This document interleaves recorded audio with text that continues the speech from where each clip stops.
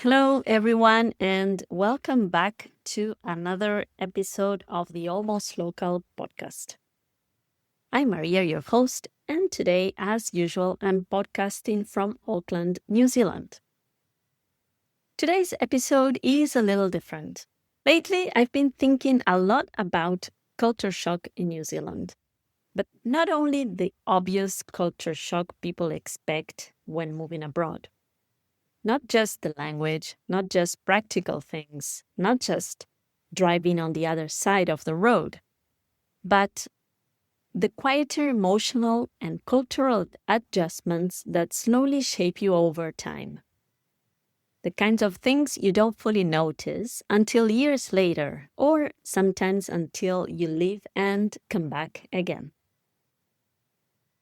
And after living in New Zealand for almost 10 years, living to live in the Netherlands for some years in between, and recently returning again, I've started realizing how much this country has changed me in ways I never expected.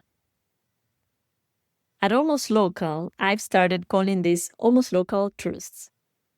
Small emotional truths about life abroad that many internationally mobile people quietly recognize once they've lived between cultures long enough. And today, I wanted to share some of the ones that feel deeply connected to life in New Zealand. I think one of the reasons I notice culture so much is because I didn't grow up in just one place. I grew up between Mar del Plata in Argentina, which honestly has a much slower rhythm than Buenos Aires, and Rio de Janeiro in Brazil. Then later, I moved to Buenos Aires at 16, where I spent many of my university and adult years, worked, and where we built much of our adult life before moving abroad when our kids were very little. So even before moving internationally as an adult, I think I was already used to navigating different rhythms, energies, and ways of living. And then we moved to New Zealand back in 2016. And at first, I was a bit shocked. I remember seeing children barefoot everywhere, adults barefoot at supermarkets, people casually walking around with this sense of calm that felt completely foreign to me. And little by little, without realizing it, I started adapting it too. Now, well, I'm also barefoot all the time. I went back to Buenos Aires once for work, and I remember sitting in an office desperate to take my shoes off. And I actually did. But it goes really deeper than habits.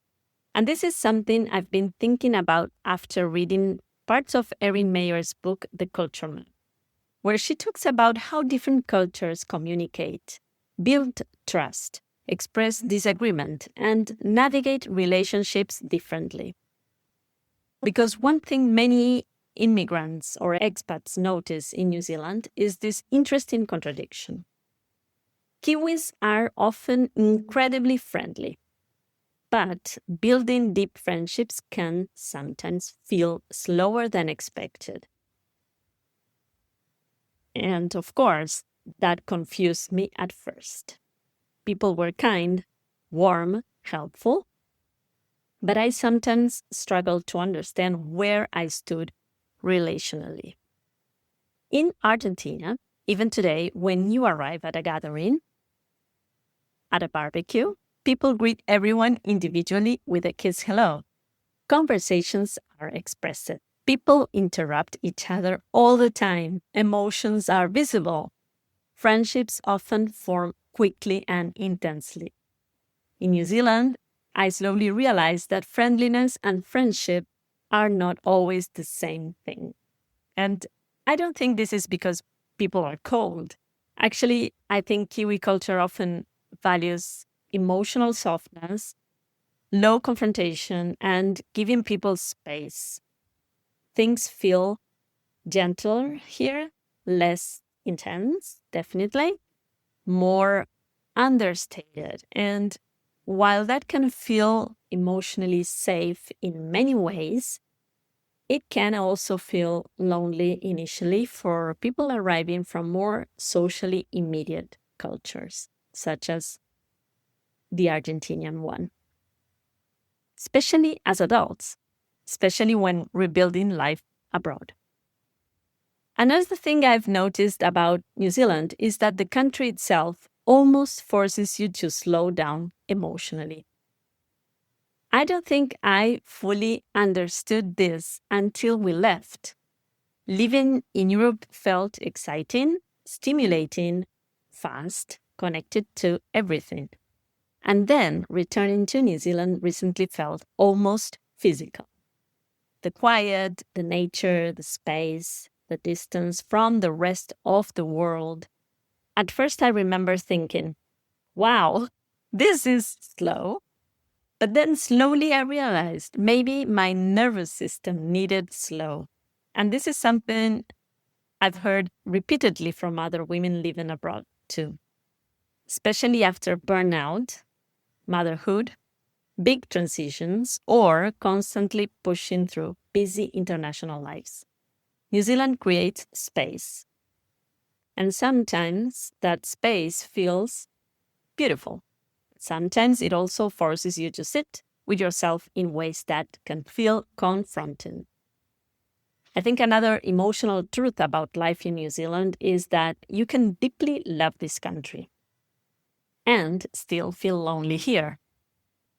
That contradiction is very difficult to explain to people who have never lived abroad, because from the outside, life here can look almost perfect. The beaches, the mountains, nature in general, the lifestyle, the calm. And yes, those things are real, but belonging is emotional, not geographical. And one thing life abroad keeps teaching me is that beauty does not automatically create connection. Building community takes time. Friendship takes intention. Belonging takes emotional continuity. And I think that's one of the reasons I started Almost Local in the first place, because I realized so many women were quietly navigating these same emotional contradictions, trying to figure out, where do I belong now? Who have I become after moving countries? Why do I feel changed? Why do I sometimes miss places I no longer want to live in? And maybe there's nothing wrong with us. Maybe living between cultures simply changes us deeply. Returning to New Zealand felt stranger than living it. Because after living in Europe, I came back different too. More direct, more impatient, more European. And suddenly, I found myself missing things I once struggled with. Funny. I missed that directness, the energy, the stimulation. And that's when I realized sometimes culture shock is not only about arriving somewhere new. Sometimes culture shock is realizing you changed while you were away. And maybe that's the biggest almost local truth of all.